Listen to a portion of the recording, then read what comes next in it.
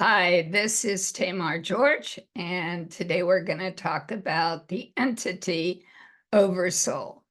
The entity Oversoul, as you see from the graphic to that's right next to me, that graphic is showing entity. And sometimes it's called the Oversoul, but it is connected to the Creator.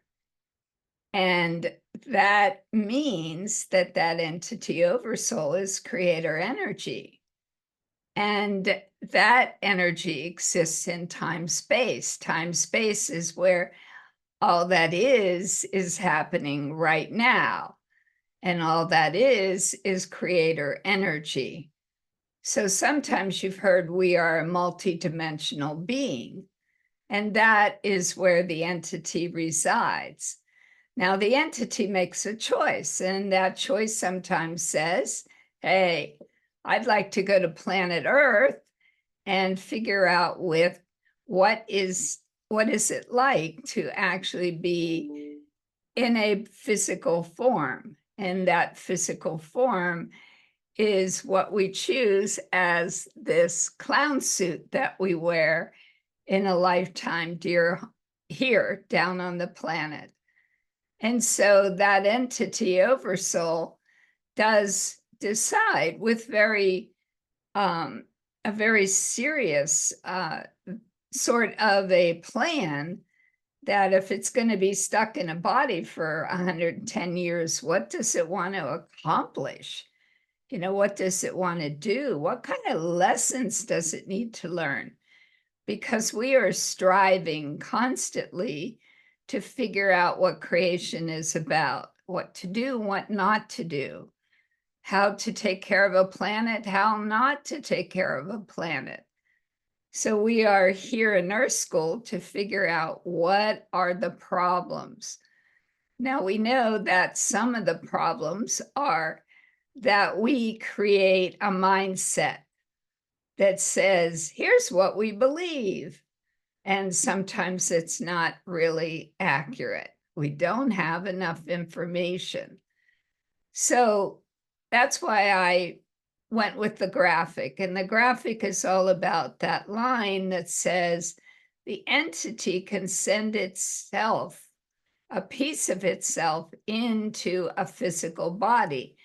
And so there are, what's in the graphic is many stages of our growth, from a infant to an older grandma, and then into the spirit and back into the entity. And so the lines are important because it shows that the spirit is here all along. It hasn't gone anywhere.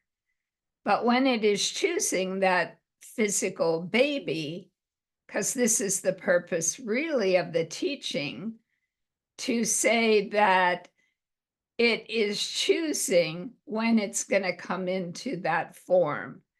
And usually not until after birth. It can come in before, but it usually doesn't want to travel through that traumatic birth process. So it's usually after. And that baby, we've all seen it. I've seen it with my kids, that when they're looking up out of their little bassinet or crib or whatever, they're like glowing. And the parent is saying, wow, they're glowing at me. And the baby's trying to look around the parent to see the entity. And so that's when the parent says, well, I wonder why it's moving in that direction. It wants to see the entity because it knows it's not alone. It wasn't just dropped here by itself to never have a connection. And that connection will always be listening to your higher self. And then you can get sometimes into a higher knowing that moves you back into the entity.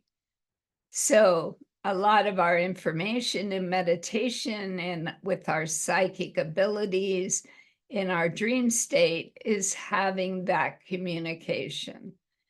And that communication is always helpful.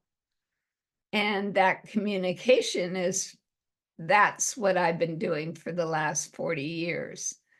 So in that, I just wanted to express, I'm sure this brings up many questions, and I will answer some of those in the next segment.